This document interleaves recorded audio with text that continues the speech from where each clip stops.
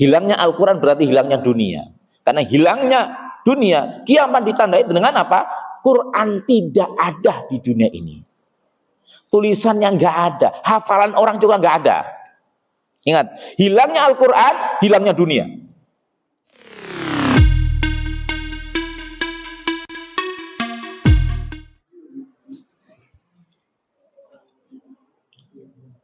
Assalamualaikum warahmatullahi wabarakatuh. Innal hamdalillah nahmaduhu wa nasta'inuhu wa nastaghfiruh wa na'udzu billahi min shururi anfusina wa min sayyiati a'malina. May yahdihillahu fala mudilla lahu wa may yudlilhu fala hadiya lahu. Asyhadu an la ilaha illallah wahdahu la syarika lahu wa asyhadu anna Muhammadan 'abduhu wa rasuluh alladzi la nabiyya ba'dah. Allahumma shalli wa sallim ala sayyidina Muhammadin wa ala alihi wa ashabihi ajma'in, amma ba'du. Yang saya hormati Ketua DKM kita, ada kan? Ya ada, alhamdulillah. Kelihatan masih muda. Ya, Pak Haji Woto, juga para pengurus yang lainnya, para sesepuh-sesepuh kita. Yang saya hormati MC kita, Pak Anjar, mudah-mudahan istiqomah di jalan Allah Subhanahu wa taala. Pada para pengurus lama, Pak Haji Andi ada ya? Ada. Jenggotnya masih tebel. Pak Haji Nasir ada? Pak Haji Nasir? Enggak ada. Ngumpet ya. Enggak pengen masuk YouTube tuh. Ada di sini. Pak Haji Nasir. Ya, kalau Pak Haji Nasir jadi ingat siapa? Syekh Badr bin Nasir Al-Badar. Itu ulama besar pengarang kitab Halus Salaf Ma'al Quran. Jadi bagaimana interaksi ulama-ulama dulu dengan Al-Quran, itu pengarangnya Syekh Badr bin Nasir Al-Badar. Pak Haji Nasir ada. Juga semuanya yang hadir di sini, mudah-mudahan Allah selalu memberikan umur yang barokah kepada kita semuanya. Rezeki yang barokah yang banyak, amin. Mudah-mudahan yang sakit segera Allah sembuhkan. Yang masih miskin segera Allah kayakan. Yang punya hutang segera dilunasi hutangnya, amin. Emang ada yang punya hutang ini? Masa sih? Sama kalau begitu, saya juga sedikit punya hutang. Ya, biasa manusia punya hutang biasa. Ternyata orang-orang yang kaya itu banyak hutang juga ternyata. Ya nggak apa-apa, hutang itu biasa manusiawi. Asal jangan tenggelam dalam hutang. Saudara-saudaraku semuanya, kita bersyukur kepada Allah Subhanahu wa taala. Allah memberikan nikmat kepada kita, nikmat panjang umur, nikmat kesehatan, nikmat hidup. Dan Allah memberikan nikmat yang begitu banyak yang nggak bisa kita hitung. Walaupun kadang kita juga akan nyesek juga BBM naik. Ya. Saya tadi ke sini itu mampir ke pom bensin untuk beli yang nggak murahan, ternyata nggak ada, kosong. Bayangkan jam segini sebelum subuh di pom bensin Pertalite nggak ada. Luar biasa ya. Indonesia itu atas minyak bawah minyak, tapi langka BBM. Ada yang lucu, tapi ya bagaimana lagi. Tapi semua itu kalau kita hadapi dengan sabar ada hikmahnya. Dan Allah itu maha kaya, jangan khawatir. BBM naik juga Allah naikkan derajat kita dan Allah perbanyak rezeki kita. Enggak gara-gara BBM terus Allah itu jatuh miskin, kagak, enggak. Allah selalu maha kaya dan Allah akan mencukupi hambanya. BBM naik 1 liter 100.000 juga, nanti Allah akan memberi kekayaan kita yang lebih. Gitu loh. Jadi Allah itu maha kaya, tidak pernah miskin. Tidak pernah miskin. Apapun yang terjadi di dunia ini tetap Allah itu Ghaniyun Hamid. Allah itu maha kaya, maha terpuji. Tapi ya jangan diem aja gitu loh. Ada amar ma'ruf nahi mungkar kalau kita mampu laksanakan. Salawat dan salam semoga selalu terkirim kepada Rasulullah SAW. Semoga kita sebagai umatnya sering-sering kita membaca salawat kepada Rasulullah. Kalau kita pengen dekat sama Rasulullah, perbanyak baca salawat. Pengen selamat, banyak baca salawat. Pengen nama kita dikenal oleh Rasulullah, perbanyak baca salawat dan salam. Allahumma salli wa sallim ala Muhammad. Karena salawat itu akan disampaikan kepada malaikat kepada Rasulullah. Salawat kita itu langsung diterima oleh malaikat, disampaikan kepada Rasulullah. Oh, ini salawat dari Haji Wotoh. Oh, dari Haji Nasir. Itu disebutkan begitu. Semakin sering kita membaca salawat kepada Nabi, nama kita semakin dikenal oleh Nabi SAW. Dan nanti di hari kiamat dicari mana namanya Haji Wotoh. Kayak orang Jawa kok ada tohnya. Itu akan dicari. Masa setan? Ya cobain aja nanti. Akan dicari nah kita. Kita lanjutkan kajian tafsir kita. Ngasih surat At-Takwir. Dan yang kita kaji ini tafsir Ibnu Katsir, madzhabnya Syafi'i. Jadi Ibnu Katsir itu salah satu muridnya Ibnu Taimiyah. Sedikit agak berbeda dengan gurunya. Makanya Ibnu Katsir itu benar-benar berpegang pada madzhab Syafi'i. Nah, nanti ketika kita sampai pada surat An-Najm, itu beliau mengutip pendapat Imam Syafi'i, hadiah bacaan Quran kepada orang yang mati itu nggak nyampe. Aslinya madzhab Syafi'i begitu. Yang mengatakan sampai itu Imam Ahmad bin Hambal. Ibnu Taimiyah mengatakan sampai. Ya. Imam Ahmad bin Hambal mengatakan sampai. Ibnu Qayyim al-Jauzi mengatakan sampai. Tapi kalau Imam Syafi'i enggak, itu nanti ada di tafsir ini di surat An-Najm. Aslinya fatwa Imam Syafi'i. Tapi kita juga nggak usah ribut, wong kita juga pakai hadiah Fatihah, hadiah Yasin. Berarti kita mengikuti siapa? Kita mengikuti Syekhul Islam Ibnu Taimiyah, Imam Ahmad bin Hambal. Berarti boleh nggak? Ya boleh saja, nggak usah ribut. Nah, tapi harus kita ketahui bahwa tafsir ini adalah madzhabnya Asy-Syafi'i. Tetapi beliau juga tidak fanatik kepada madzhab Syafi'i. Jadi tafsir Ibnu Katsir ini madzhabnya Asy-Syafi'i. Jadi memang terkadang tafsir itu dipengaruhi oleh pemikiran madzhab. Kalau tafsir Qurtubi itu tentang hukum itu madzhabnya Maliki, walaupun beliau juga tidak fanatik kepada madzhab Maliki. Tafsir Munir karangan Syekh Wahab Az-Zuhaili itu madzhabnya Syafi'i, tetapi beliau itu netral dalam bermadzhab. Nah, itu seperti itu, nggak usah diributkan ya, neribut lagi masalah itu. Ada orang tahlilan sesat gitu ya, disaktir. Yasinan sesat, ya nggak usah lah, kita nggak usah ribet begitulah. Itu mas kita yang mau yasinan monggo, yang mau tahlilan monggo, yang nggak mau juga jangan ribut, gitu aja. Biar agak tentram Indonesia ini, masa ribut masalah begitu melulu. Baik, kita lanjutkan kajian kita sampai pada ayat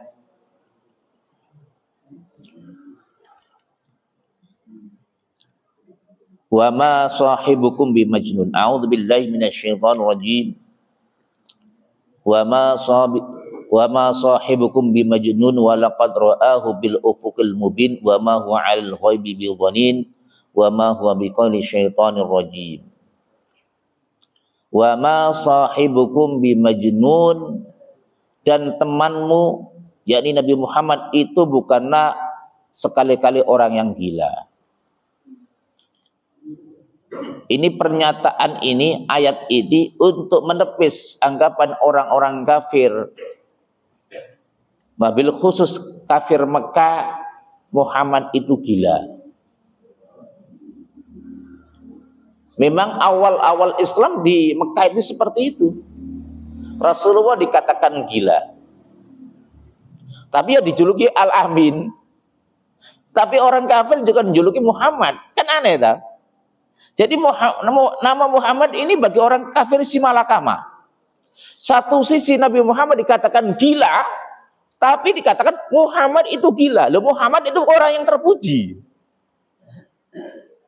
Jadi sebenarnya nama Muhammad juga membingungkan orang kafir. Muhammad artinya orang yang terpuji tingkah lakunya. Tapi dikatakan gila. Loh, kan aneh. Kan bertentangan itu. Dakwah awal Rasulullah itu memang seperti itu. Dikatakan tukang sihir, dukun, penyair. Tapi hakikatnya orang-orang kafir musyrikin Mekah itu mengakui bahwa yang dibawa oleh Muhammad itu benar. Al-Quran itu mukjizat. Cuma gengsi kekuasaan. Fir'aun itu kan ngakui sebenarnya Nabi Musa itu dapat mukjizat. Tapi gengsi kekuasaan, kadang begitu. Abu Jahal, Abu Lahab mengakui bahwa Quran itu punya daya tarik yang luar biasa. Tetapi karena gengsi kekuasaan, gengsi kedudukan tidak mengikuti ajaran Rasulullah SAW. Segala cara dilakukan untuk memfitnah Rasulullah, dari mulai tukang sihir, penyair sampai gila. Itu loh. Gila yang ngajak kepada agama Islam, ngajak menyembah kepada Allah yang Esa, tidak menyembah kepada patung berhala. Maka ketika saat ini ada orang menyampaikan kebenaran ditentang, ya wajar saja, memang dari dulu begitu. Gak usah kaget. Dan yang menyampaikan kebenaran itu nggak usah kaget, emang begitu. Kita ini kan membawa kebenaran, kenapa masyarakat kita menentang? Emang dari dulu sudah ada.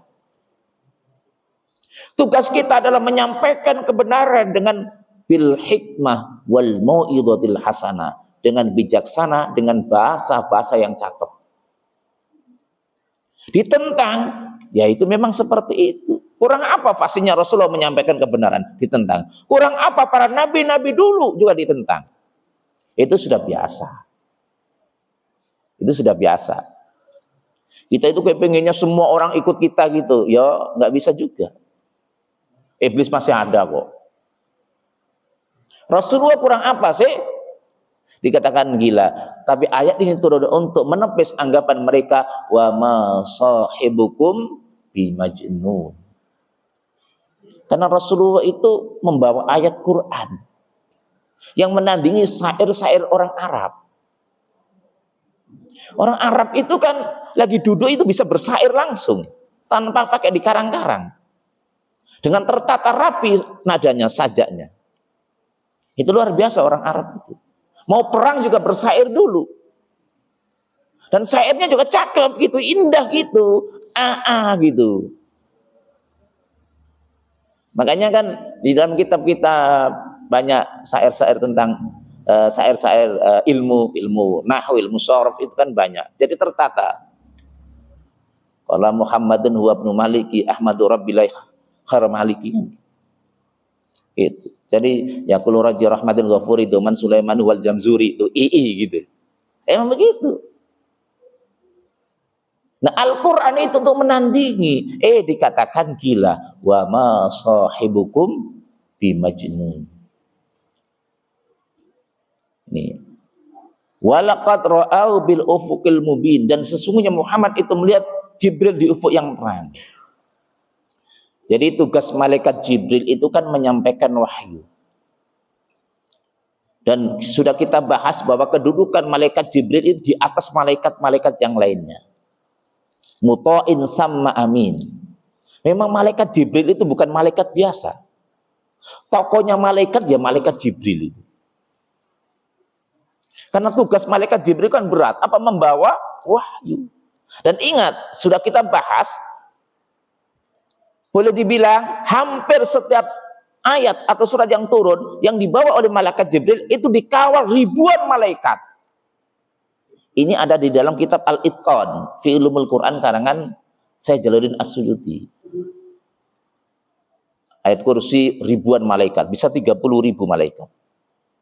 Selain malaikat Jibril, jadi dikawal. Kenapa? Karena itu agung. Presiden yang jadi kawal kok, apalagi ayat Quran yang lebih agung daripada presiden. Logikanya kan begitu. Masa setan? Iya, ada di dalam kitab Al-Itqan. Ini yang kemarin kita bahas sampai masuk ke khodam-khodam kan. Nah, itu loh.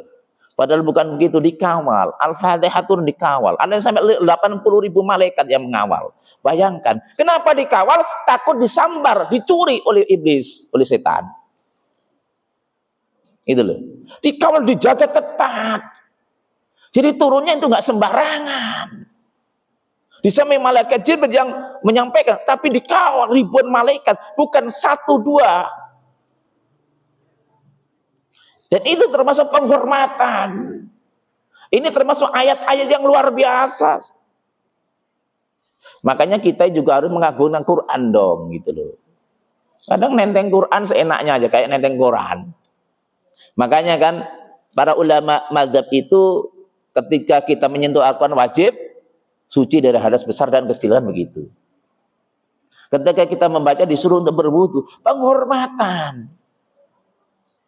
Cuma kadang-kadang mohon maaf, ini kadang-kadang ini umat sekarang ini kadang dengan Quran itu nggak punya adab. Saya pernah masuk ke pesantren tentang tahfidz Quran di daerah Tangerang.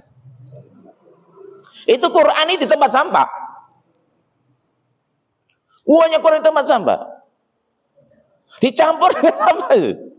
Langsung saya ngomong sama istri saya, Neng, tolong tegur mereka. Kalau saya negur ini bahaya, nanti jadi di demo masyarakat. Tolong tegur sebelum masyarakat tahu. Pesantren tempat tahfidz Quran, ternyata Quran ditaruh di tempat kotor. Quran masih utuh. Setelah itu, karena rekaman juga ada, saya masih ada rekamannya.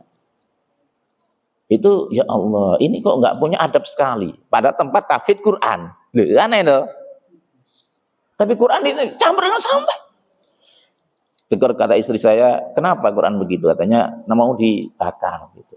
Ya tapi jangan ditaruh kayak begitulah. Gitu loh. Jangan ditaruh kayak begitu. Seperti itu. Jadi memang sebagian orang itu nggak punya adab dengan Quran. Quran kok ditaruh tempat sampah. Ya Allah. Kalau toh memang dibakar, ya tempatkan di tempat yang bagus, dan abunya itu jangan dibuang di tempat sampah, dikubur di tanah yang suci. Adab kita dengan Quran begitu.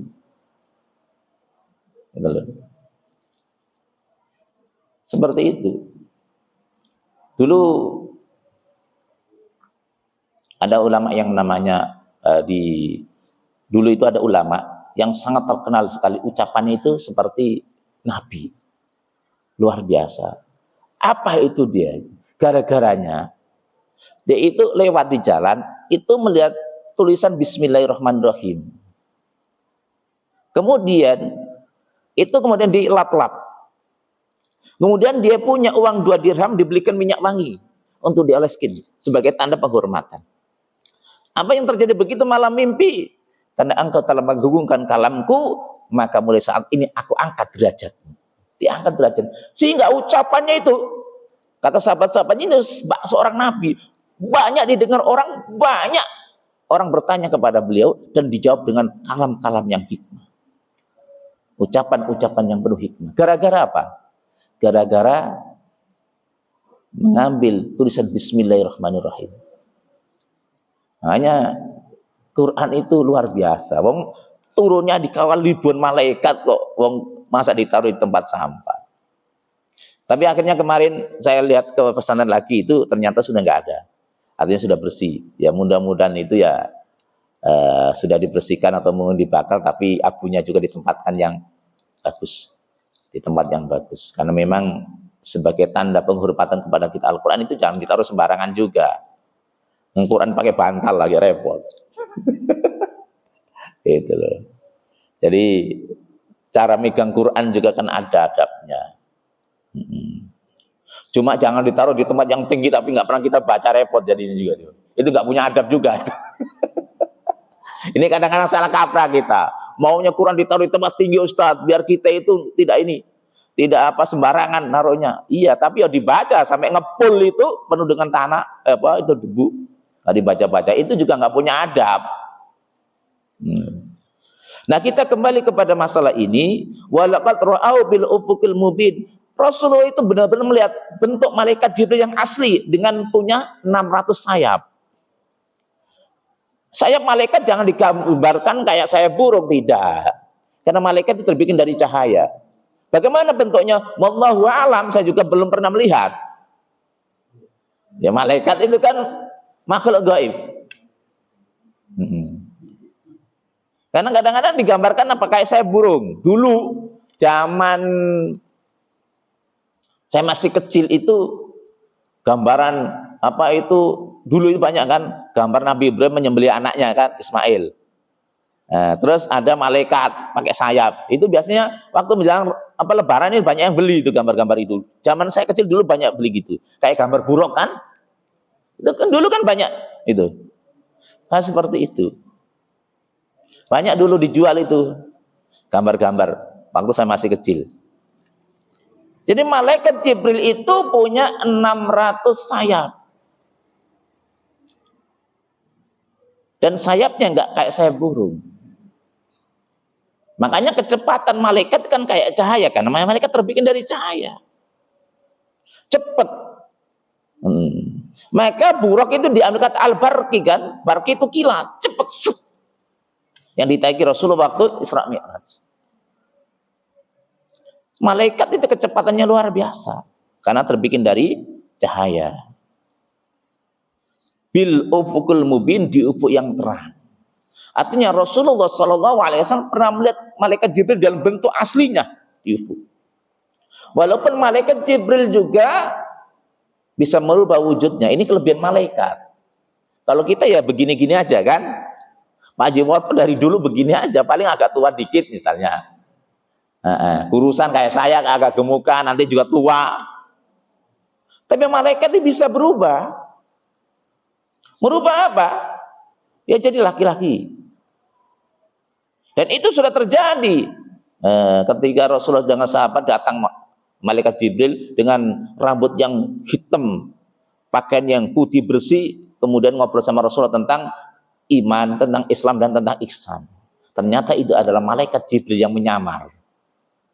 Itu loh. Termasuk perang Badar itu kan menyerupai manusia, malaikat itu. Artinya Allah memberikan kelebihan kepada malaikat itu bisa merubah wujudnya jadi manusia. Termasuk yang datang kepada Nabi Ibrahim kan?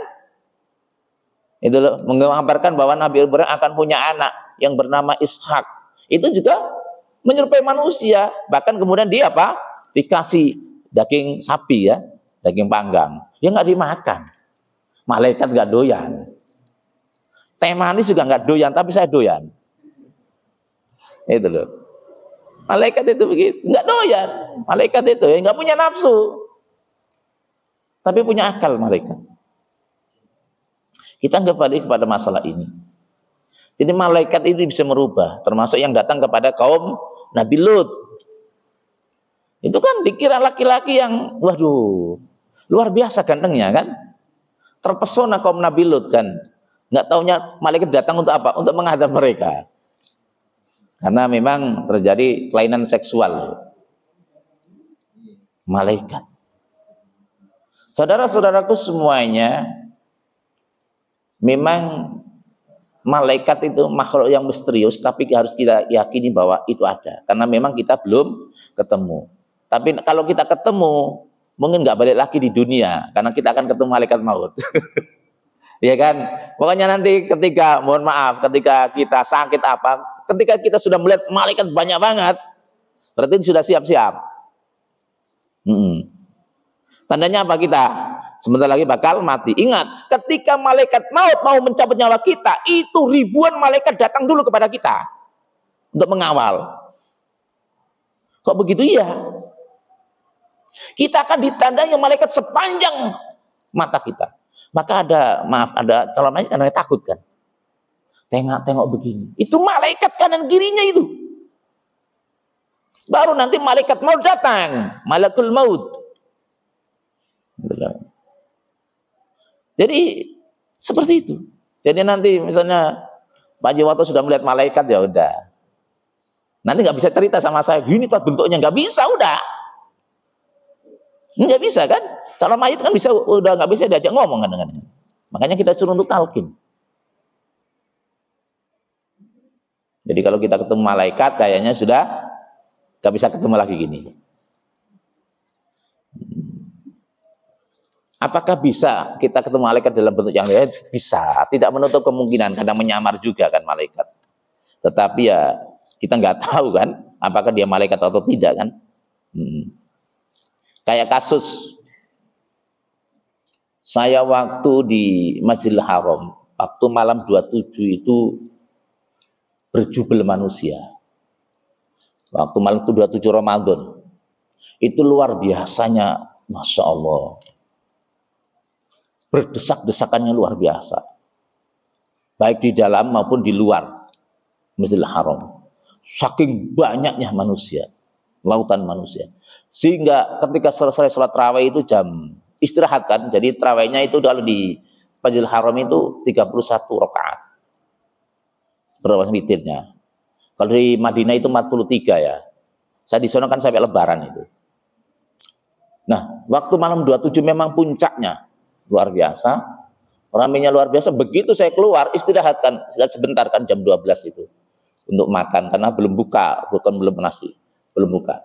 Itu ternyata banyak perempuan yang menangis. Ibu-ibu menangis. Kenapa? Saking berdesak-desakannya. Askar nggak bisa ngatasin. Berdesak-desakan luar biasa. Badan saya kan pendek. Ini pikiran saya, udah siap-siap mati waktu itu. Kenapa? Kalau sampai kegesek dikit, saya jatuh, udah keinjak-injak orang. Kelar udah. Luar biasa. Askar nggak bisa ngatasin. Banyak orang berteriak histeris, kesakitan. Lebih ibu-ibu, nangis semuanya. Waktu itu. Saking apanya? Sempitnya orang berdesak-desakan. Nah tiba-tiba itu saya masih ingat itu di depan saya itu ada orang tinggi besar pakai ihram butak, ribuan orang segitu banyaknya itu saya lihat di depan mata saya, pas di depan saya itu digini dong tangan-tangannya. Saya nggak tahu itu memang manusia asli atau malaikat, saya nggak tahu. Digini dong deh, asal nggak bisa ngatasi digini dong orang itu minggir semuanya, itu terbelah semua itu. Akhirnya saya ikuti di belakangnya. Belakangnya akhirnya saya minggir. Ya alhamdulillah terus selamat, nggak apa-apa. Terus saya juga nggak tahu kemana itu orang. Ya bahwa alam apakah itu malaikat atau memang manusia biasa, saya nggak tahu. Apa jin yang menyamar juga nggak tahu. Tapi yang jelas kekuatannya di atas rata-rata. Askar banyak itu nggak bisa ngatasin. Tapi sama dia digini sama tangannya. Terbelah. Seperti itu. Kayak begitu. Wallahu alam. Bahkan ketika waktu itu saya keluar sebentar, ternyata tas saya sudah nggak ada, hilang tas saya. Tas saya hilang. Karena memang kebiasaan habis maghrib itu kan langsung dipel. Jadi tas itu kemana tahu. Tiba-tiba ada orang tua datang, ngasih tas saya. Padahal bukan orang Indonesia. Saya kasih tas. Oh ini tadi di sini. Pakai bahasa Arab tapi. Saya nggak tahu itu. Belum pernah ngobrol sama dia, tapi ngasih tas. Kayak begitu modelnya. Apakah dia itu jin yang menyamar atau malaikat, saya juga nggak tahu. Atau manusia memang biasa, itu saya nggak tahu. Kayak begitu modelnya kadang-kadang begitu. Ini cerita tapi pengalaman saya. Nah kita kembali kepada masalah ini, bahwasanya wahyu itu disampaikan oleh malaikat Jibril kepada Rasulullah SAW dengan diiringi ribuan malaikat. Itu tandanya Al-Quran itu punya apa itu? Punya kemuliaan yang luar biasa. Dan ketika sudah disampaikan wa ma huwa 'alal ghaibi bidhanin, dan dia Muhammad bukanlah seorang yang bakhil untuk menerangkan yang gaib. Artinya apa? Rasulullah sallallahu alaihi wasallam ketika dapat wahyu, baik itu berita tentang masa lalu, berita tentang neraka surga, Rasulullah itu nggak pelit, apa adanya disampaikan. Ini loh. Berita tentang masa lalu kita kan nggak tahu cerita tentang Fir'aun. Disampaikan. Rasulullah nggak pelit. Nggak diumpet itu enggak. Menyampaikan berita tentang surga dan neraka kan disampaikan kepada kita. Bagaimana surga, bagaimana neraka, itu kan Rasulullah menyampaikan kepada kita.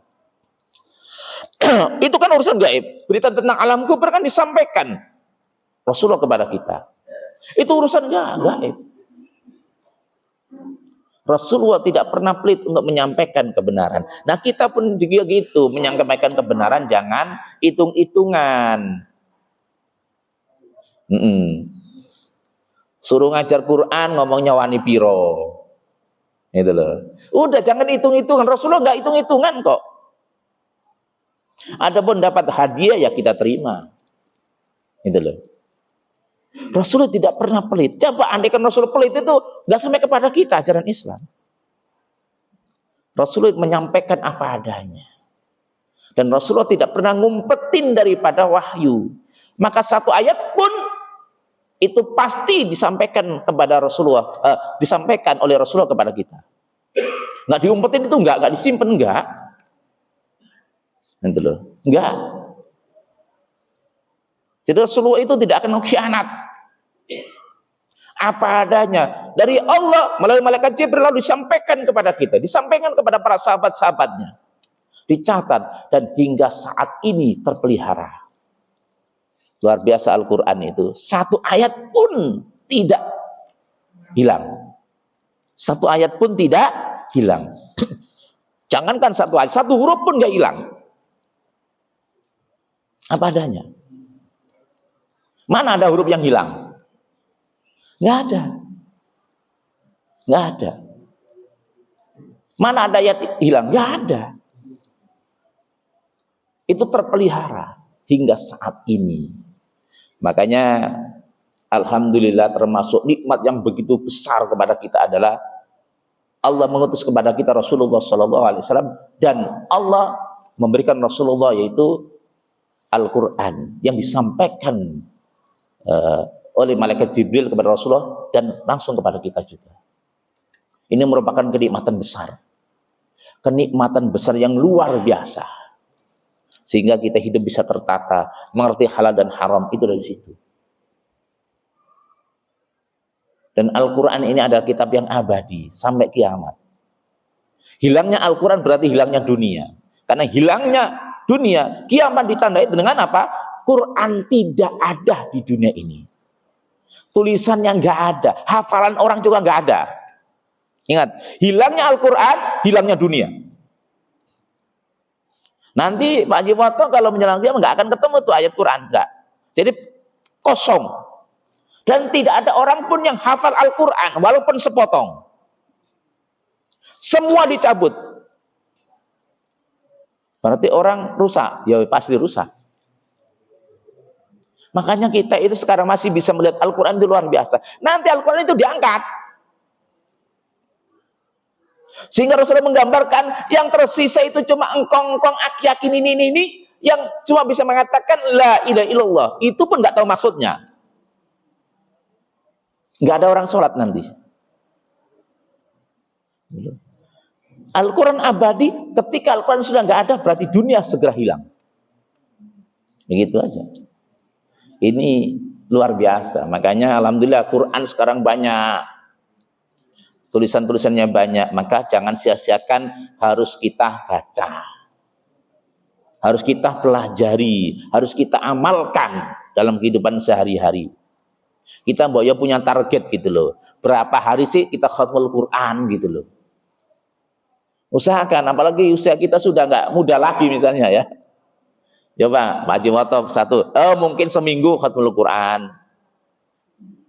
10 hari khatmul Quran, berarti satu hari berapa juz? 3 juz kan gitu. Enteng, pagi 1 juz, sore 1 juz, malam 1 juz. Udah selesai kan?